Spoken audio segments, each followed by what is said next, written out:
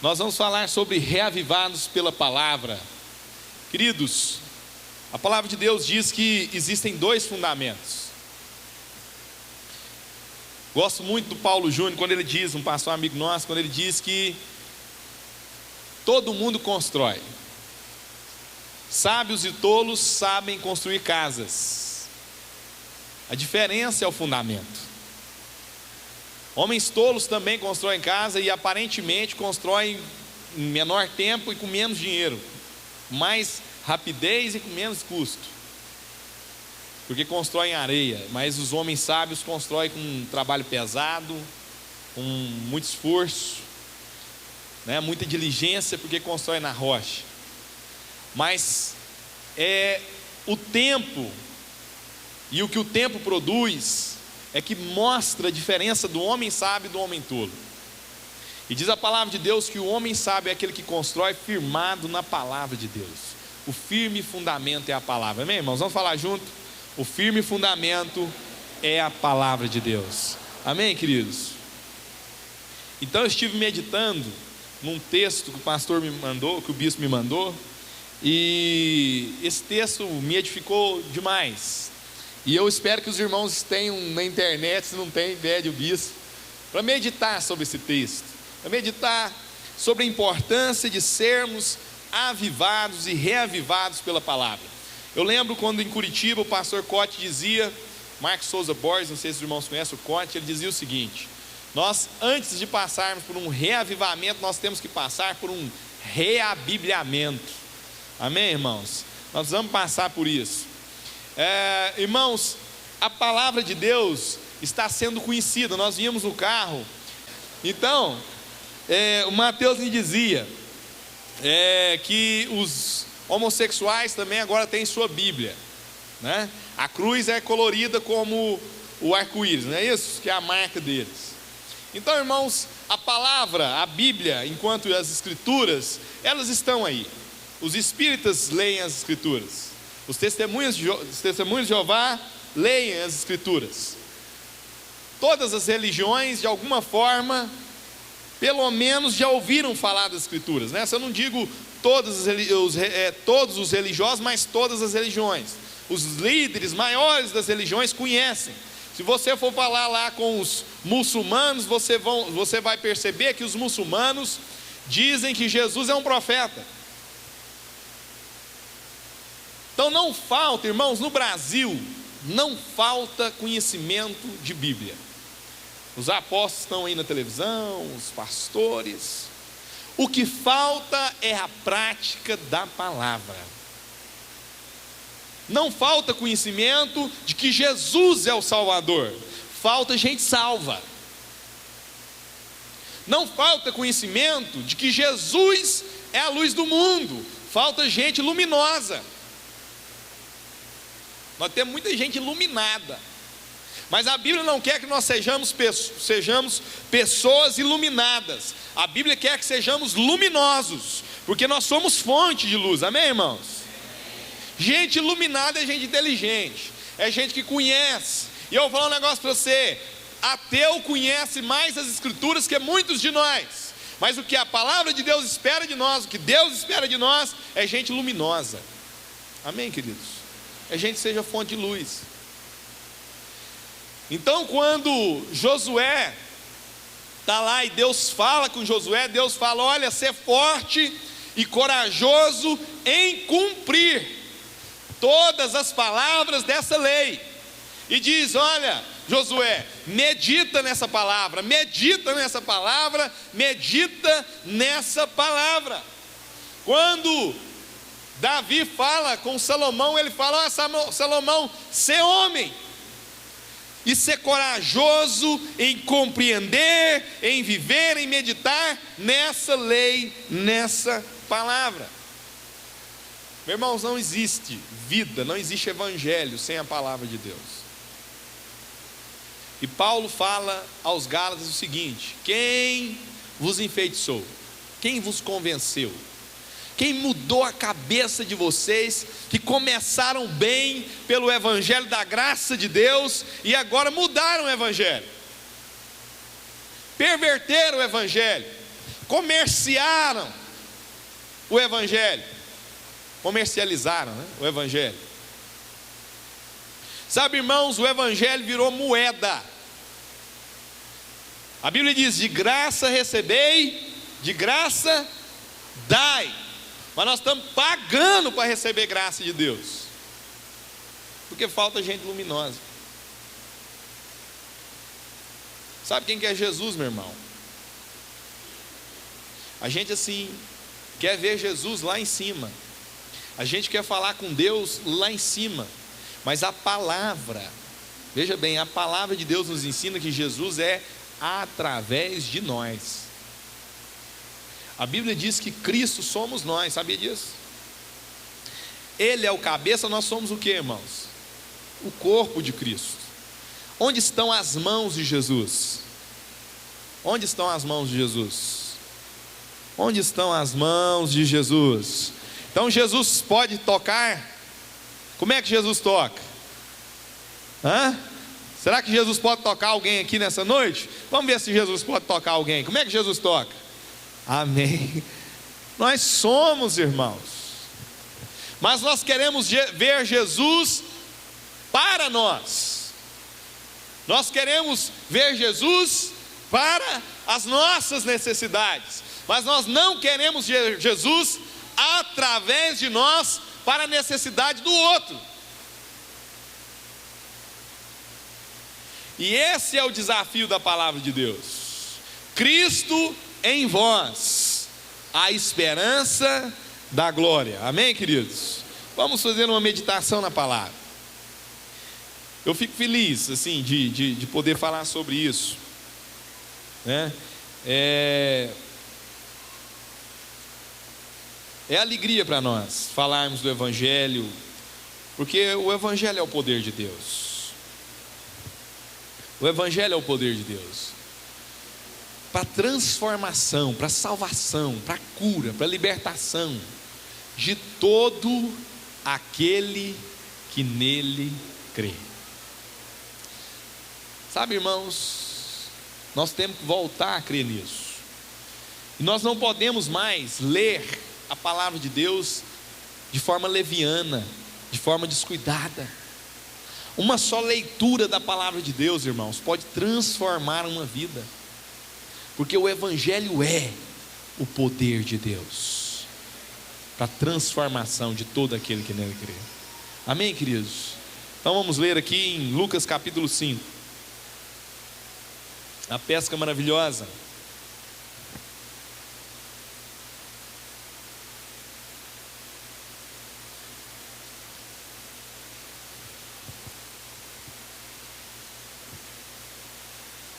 Diz assim: aconteceu que ao apertá-lo a multidão para ouvir a palavra de Deus, estava ele junto ao lago de Genezaré e viu 2 barcos. Quantos barcos, irmãos? E viu 2 barcos junto à praia do lago. Mas os pescadores, havendo desembarcado, lavavam as redes. Entrando em um dos barcos, que era o de Simão, pediu-lhe que o afastasse um pouco da praia, e assentando-se, ensinava do barco as multidões. Quando acabou de falar, disse a Simão: faze-te ao largo, ou vai mais profundo, e lançai as vossas redes para pescar. Respondeu-lhe Simão: mestre, havendo trabalhado toda a noite, nada apanhamos, mas sob a tua palavra lançarei as redes. Fala comigo: Senhor Jesus, sob a tua palavra, sob a tua palavra, eu lançarei a minha fé. Amém, queridos? Isto fazendo, apanharam grande quantidade de peixes e rompiam-se-lhe as redes. Então fizeram sinais aos companheiros do outro barco para que fossem ajudá-los, e foram, e encheram ambos os barcos, a ponto de quase irem a pique, de quase naufragarem. Vendo isso, Simão Pedro prostrou-se aos pés de Jesus, dizendo: Senhor, retira-te de mim, porque sou pecador. Pois à vista da peça que fizeram, a admiração se apoderou dele e de todos os seus companheiros, bem como Tiago e João, filhos de Zebedeu, que eram seus sócios. Disse Jesus a Simão: não temas, doravante serás pescador de homens. E arrastando ele os barcos sobre a praia, deixando tudo, o seguiram. Graças a Deus, amém, queridos? Graças a Deus.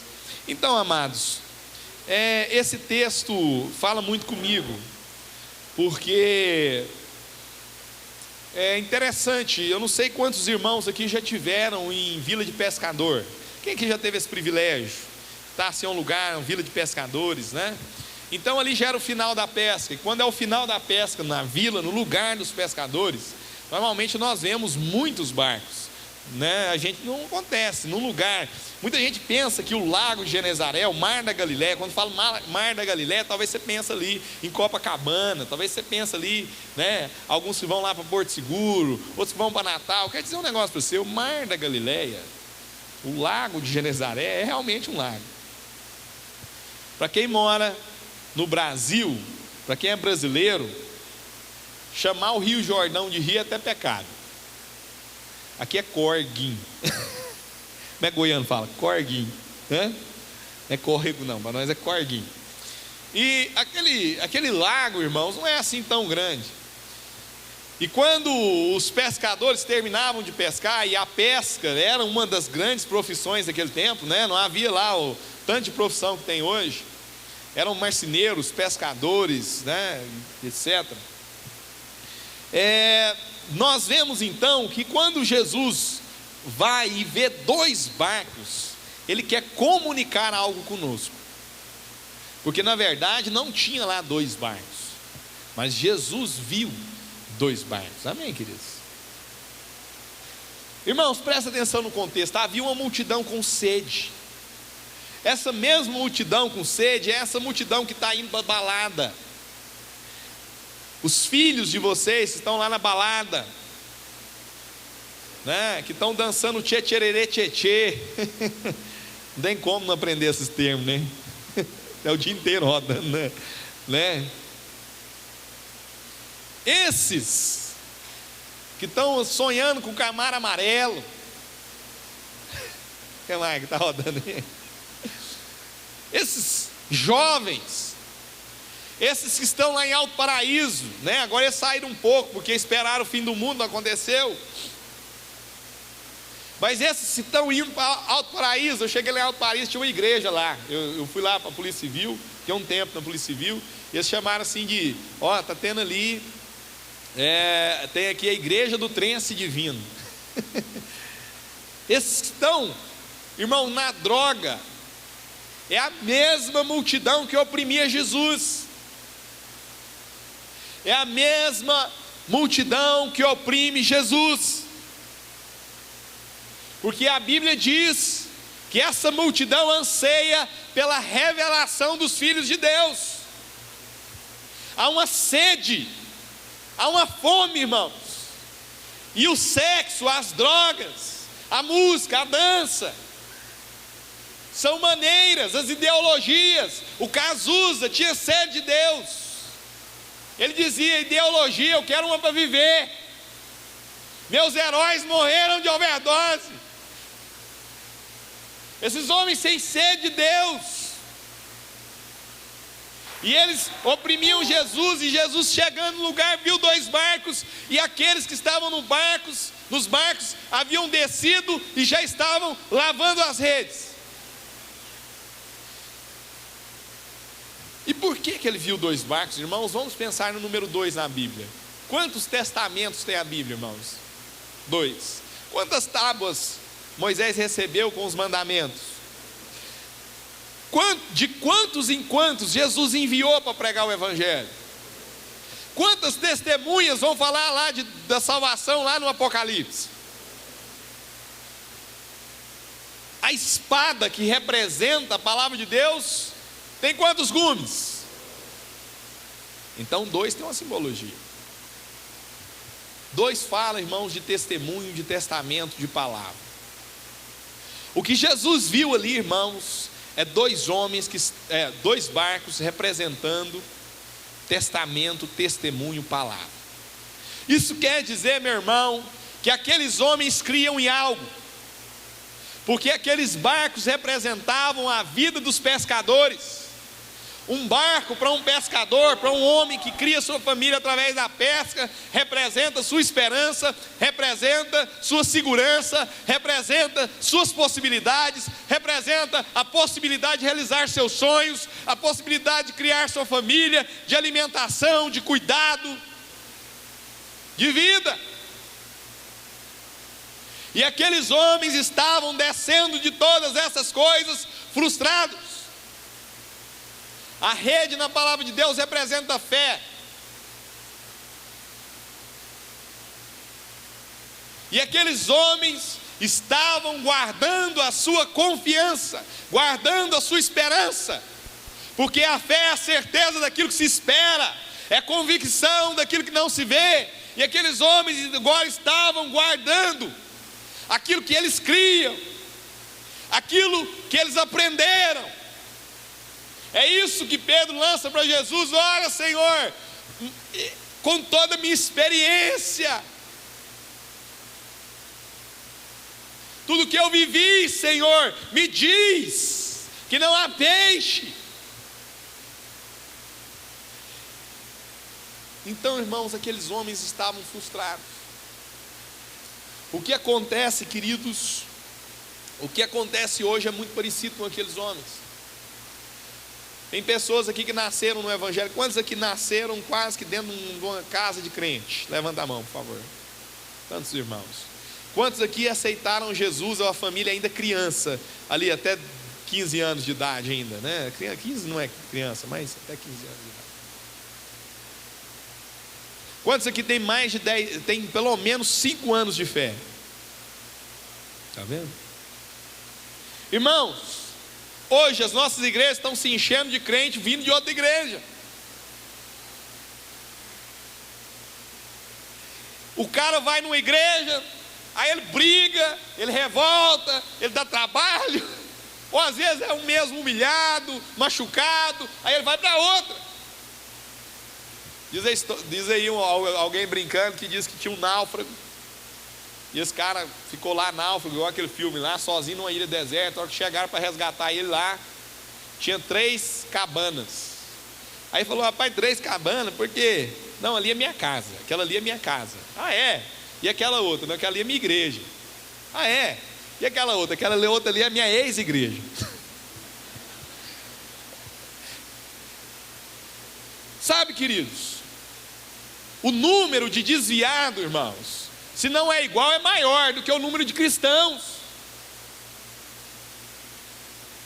Se você tiver o privilégio de arriscar sair na Paranaíba, na Goiás, eu nem sei se é lá mais, porque quando eu era adolescente eu fazia evangelismo lá, no Lago das Rosas, e você encontrar lá a prostituta, e você encontrar ali o travesti, o transexual, o homossexual, você vai conversar com eles e ele vai te dizer o seguinte: eu era presbítero, eu era diácono, eu sou filho do pastor. Porque existe uma multidão no Brasil, irmãos, que creu, que acreditou, que confiou, mas que hoje estão frustrados e guardaram a sua fé.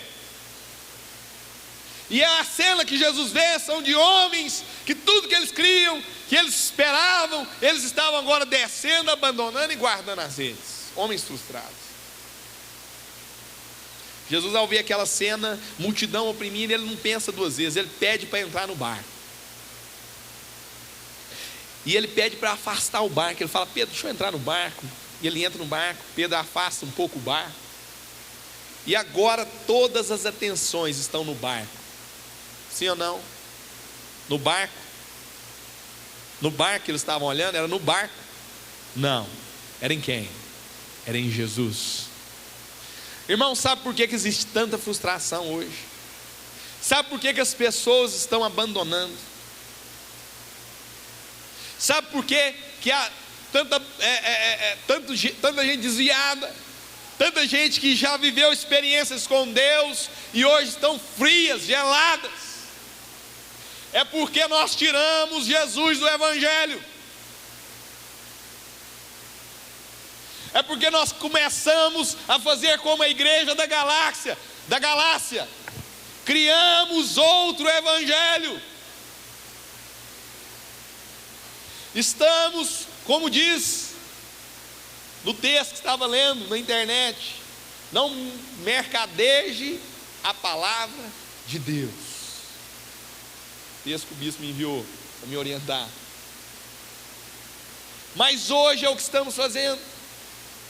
Nós falamos da igreja católica, que Jesus na igreja católica é um participante especial. Tem o santo, aí Jesus está lá em 10º lugar. Sim ou não? Jesus não é o ser mais especial nem no aniversário dele. Porque quando comemora aí o Natal, o ser mais importante é Maria. Mas eu quero dizer para você, onde está Jesus na pregação do nosso evangelho? Nós nos reunimos, meu irmão. Você quer encher a igreja? Fala do milagre. Fiz um trabalho lá, apareceu um companheiro nosso aí que veio. Conheci um rapaz, um pregador, e ele tem um dom de cura. E eu avisei assim, do domingo para segunda-feira, mal avisado, que viria um pastor, e esse pastor tem um dom de cura, irmãos, a igreja encheu. Veio gente assim que eu não conheci, nunca vi na vida. Porque as bênçãos, o milagre, a solução, todas essas coisas vão tomando a idolatria da igreja. A igreja tem muita coisa para falar, tem muita coisa para trazer gente, porque eu vou dizer para você, não acabamos com Trindade. Sabe por que a igreja católica não acaba com Trindade? Porque se acabar com Divino Pai Eterno, com Nossa Senhora Aparecida, a igreja quebra. Porque ninguém quer Jesus, as pessoas querem uma religião. Ninguém quer a palavra de Deus. Nós queremos a nossa palavra. Nós lemos a nossa palavra. Nós cremos na nossa palavra. Como dizia o padre brigado com a igreja Leonardo Boff, cada ponto de vista é a vista de um ponto, e aí cada um cria seu evangelho de acordo que seja mais conveniente. Você acha, meu irmão, que o Espiritismo está lá usando o quê? Você acha, meu irmão, que essa adoração de santos, ela é protegida usando o quê? Você acha que as piores heresias que surgiu foi usando o quê, meu irmão? A Bíblia. Mas cada um cria o evangelho conforme o seu próprio interesse. E a palavra diz, Paulo diz que nos últimos dias as pessoas teriam comichão no ouvido, e eles pagariam para ouvir um evangelho que lhes agradasse.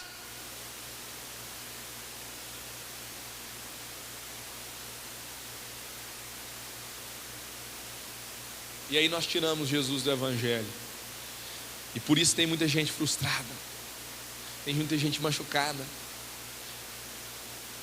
E aí quando Jesus entra e prega, e ele passa a ser o centro, ele agora tem uma conversa com Pedro e fala: Pedro,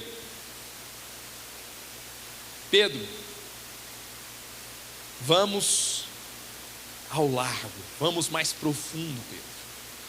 Entra comigo nesse evangelho, Pedro, e vamos aprofundar. E vamos andar aqui, Pedro, vamos para mais profundo, Pedro. Meu irmão, não existe profundidade, presta atenção no que eu vou dizer aqui. Não existe profundidade em fechar a porta do seu quarto, pôr a música lá no CD, e lindo, lindo, lindo, lindo, bom, bom, bom, tremendo, tremendo, tremendo. Meu irmão, Deus não tem problema de autoestima. Não existe uma adoração verdadeira se ela não vem como resultado do conhecimento de Deus. Nós estamos tentando, meu irmão, bajular Deus. Bajular Deus, lindo, santo, tremendo, esperando receber uma glória, esperando receber um arrepio, esperando receber uma bênção. Quem fala de adoração, fala, ó, começa a adorar, e você vai ver a glória, meu irmão. A verdadeira adoração só vem se você conhecer a Deus, e diante da sua glória, você não vai ter outra coisa a dizer, senão santo, santo, santo é o Senhor. E não existe outro instrumento de conhecimento de Deus tão poderoso quanto a sua palavra. O povo está vendo o anjo. O anjo falou. Tem muita igreja que surgiu porque o anjo falou. Muita heresia surgiu porque o anjo falou. Mas a palavra de Deus diz que ainda que um anjo ou qualquer ser apareça e te diga outra coisa além daquilo que está escrito nessas escrituras, seja maldito. Sabe, meus irmãos, só existe um tipo de avivamento. É uma igreja edificada, fundada na palavra de Deus, onde Cristo é a figura principal e fundamental dessa palavra. Ele é a pedra de esquina, Ele é o fundamento, Ele é a rocha.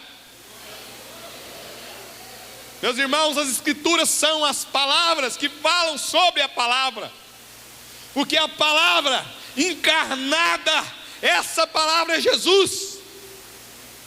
As escrituras são santas, porque elas foram inspiradas por Deus, porque os santos homens de Deus foram inspirados a escrever sobre Ele.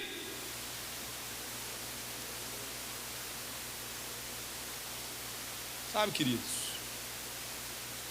só vai haver um tipo de reavivamento, é quando nós tivermos amor, desejo, fome. Enquanto nós tivermos mais irmãos reunidos no culto da bênção do que no culto do ensino, nós não seremos reavivados. Há muita sede de receber uma oração, há muita sede de receber um milagre, meu irmão, mas é a palavra que gera compromisso. Lembrar dos grandes homens da história da igreja, irmão, a igreja tem história. Nós temos que conhecer aqueles que há 2000 anos, que há 500 anos lá na Reforma, foram homens que foram transformando nações através do discipulado, através da palavra. Existe um autor chamado Loren Cunningham. Ele é o criador de Jocum, ele é o fundador de Jocum. O criador é Deus, né? Ele é o fundador, é o homem, é o instrumento de Deus. E ele escreve um livro, um livro dizendo assim, o título, né? O livro que transforma nações. E ele vai dizendo de nações inteiras que foram reavivadas, porque conheceram e foram fundamentadas, discipuladas na palavra de Deus. Nesse livro eu descobri a história de um homem, que me falta muita memória agora, porque faz anos que eu li esse livro. Ele fala de um homem que transformou o Japão. Muita gente admira o Japão, fala, nossa, que povo sério, que povo responsável. Quer dizer algo para você, não era assim desde o princípio. E conta a história de que um homem de Deus que abriu uma empresa no Japão revolucionou o Japão e transformou as relações de negócio no Japão. Aquilo me surpreendeu. João Calvino, meus irmãos, não é só um dos maiores escritores, um dos maiores apologetas que o Evangelho conheceu na Reforma. João Calvino transformou.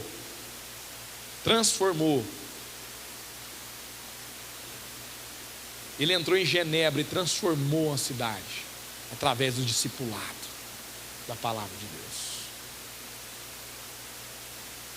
Então, amados, eu quero dizer algo para vocês. Quando Jesus vê aqueles homens ali, ele fala, olha, vamos passear, vamos entrar nesse barco juntos, eu quero entrar com você, vamos mais profundamente. Meus irmãos, nós precisamos ir mais profundamente, muito mais profundamente. Por isso que a palavra de Deus diz que Deus fala com Josué: Josué, ser forte, ser corajoso, esforça-te e medita nessa palavra. Por isso que a Bíblia diz, o apóstolo Paulo lá em Romanos 12, transformai-vos. Transformai-vos. Como é que vai transformar? Como nós seremos transformados? Através da renovação do nosso entendimento.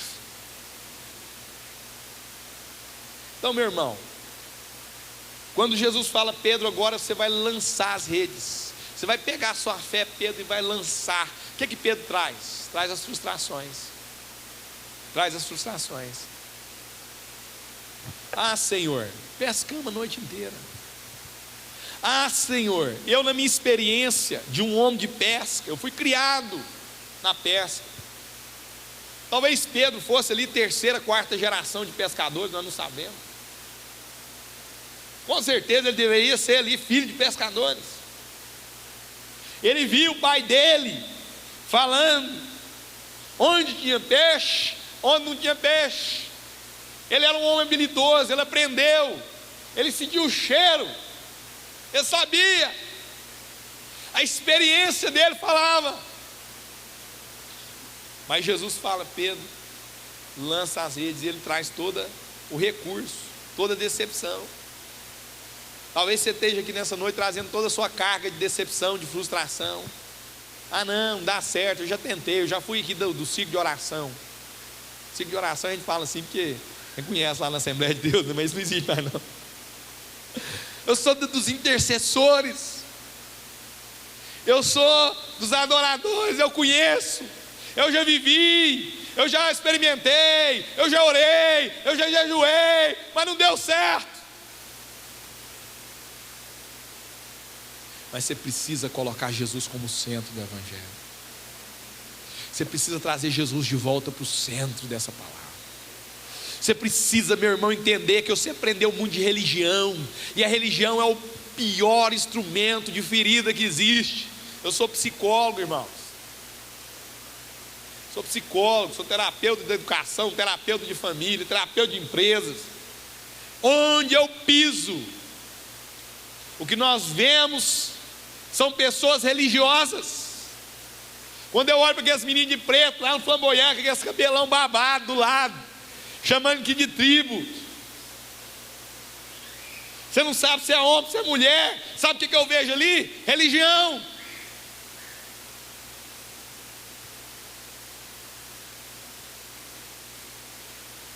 Gente religiosa.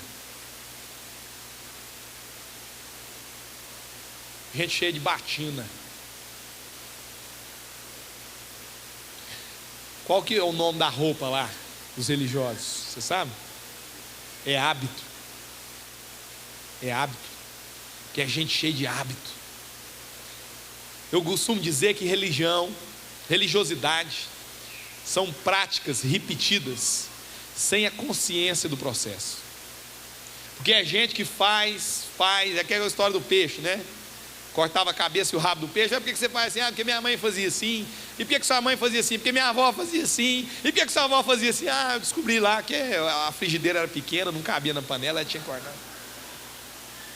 Lá atrás, hein? Isso é religiosidade, são práticas repetidas que não têm consciência dos processos. Meu irmão, talvez você é um ótimo religioso, mas não é um convertido, não é um nascido de novo, não conhece Jesus, não tem uma experiência viva com Cristo, não ama a palavra de Deus, não entende a palavra porque não tem revelação do Espírito, porque a Bíblia diz lá em 1 João capítulo 2 versículo 20, que nós temos o Espírito Santo, que nós temos uma unção, e no versículo 27 diz que nós não precisaríamos que ninguém nos ensinasse, porque essa unção, esse Espírito que está em nós, nos ensinaria todas as coisas. Porque diz a palavra em 1 Coríntios capítulo 2, você vai lendo o capítulo 2, você vai vendo lá, que o Espírito Santo está em nós, ele revela, ele traz entendimento, e diz a Bíblia: o homem espiritual discerne bem, entende bem todas as coisas, porque todas as coisas espirituais se discernem no Espírito. E só homem nascido de novo, só mulher nascida de novo, tem um espírito renovado, e ao ler as Escrituras, realmente conhecem a palavra de Deus, realmente veem Jesus na palavra de Deus. Meu irmão, você quer saber se é nascido de novo?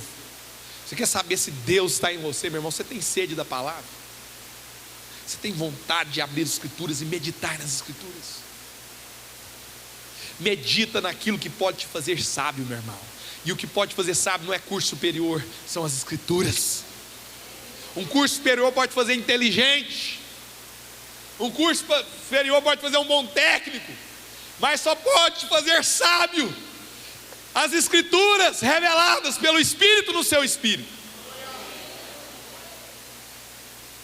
Mas Pedro começa a trazer todas aquelas questões para Jesus. Mas ele diz: Jesus, eu te via falar do barco, eu ouvi o que você disse, Jesus. Eu comecei a ver você como centro, Jesus, e sob a sua palavra, não sobre a de Pedro.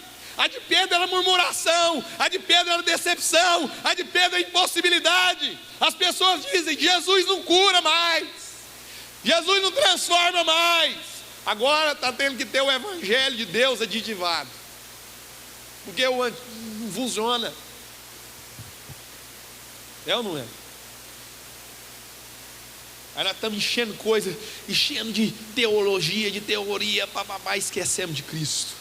Mas aí Pedro diz: mas sob a sua palavra, aquela palavra que é do Senhor, aquilo que tu disseste, eu lançarei a minha fé. E diz a palavra de Deus que encheu aquelas redes, e o barco começou a afundar, e Pedro chamou: amigos, venham me ajudar.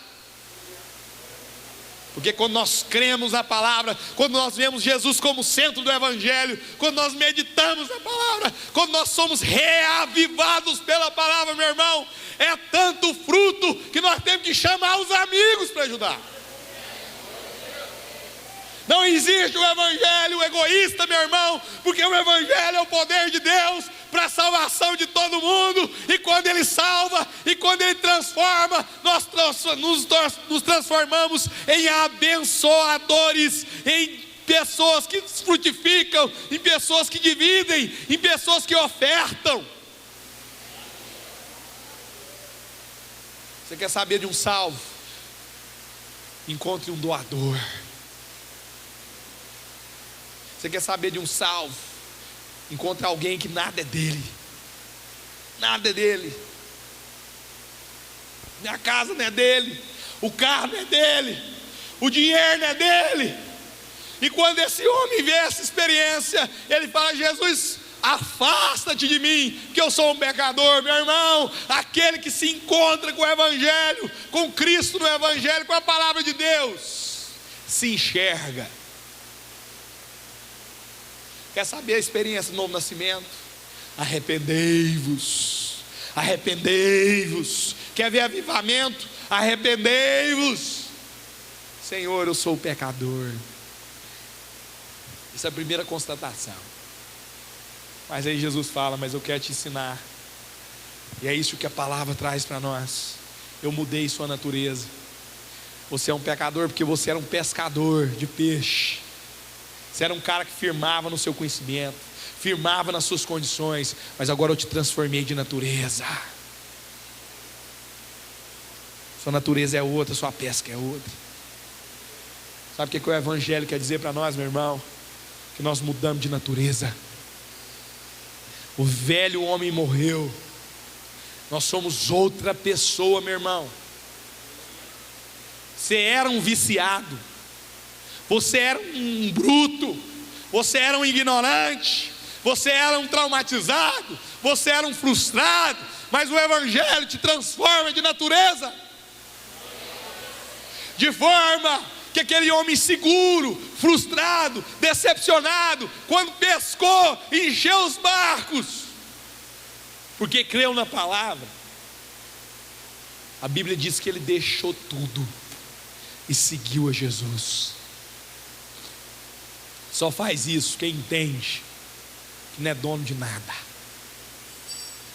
Ter Jesus é dizer: Jesus Cristo, Tu és o Rei, Tu és o Senhor sobre a minha vida. Tudo que eu tenho vem das Tuas mãos, e para Tuas mãos eu devolverei. Você está achando que você é muito bonito, você é muito bonzão, que você dá um dízimo, que você dá uma oferta, meu irmão?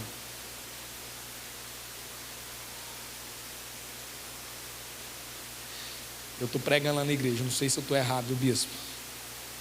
Quem não dizima, quem tem essa coisa, eu faço força demais para dizimar, eu fico duvidando se é salvo. Não sei se eu posso falar, depois o senhor arruma.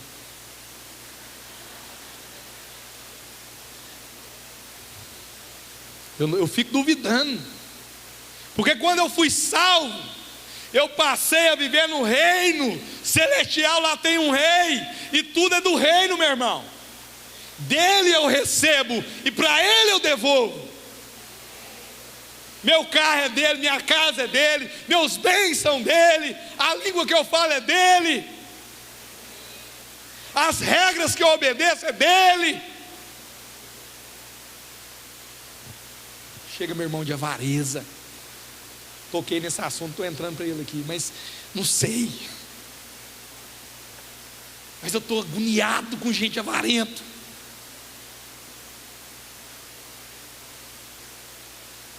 A Bíblia só fala de dois senhores: Deus e as riquezas. E nós estamos tirando Jesus do barco para enfiar as riquezas.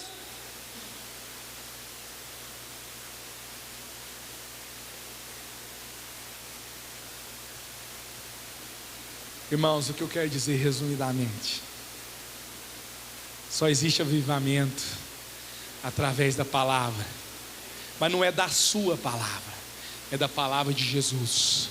Ele tem que ser o centro dessa palavra. Não é o seu evangelho que salva, não é a sua igreja que transforma, é o evangelho de Cristo e a igreja dele, porque a igreja de Jesus existe, meu irmão, e contra ela as portas do inferno não prevalecem.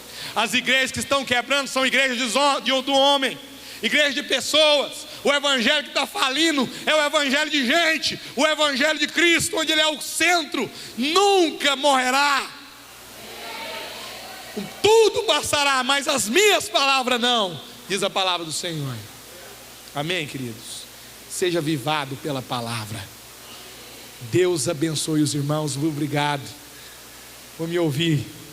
Eu não estou nervoso, mas a gente sente um peso pela palavra de Deus.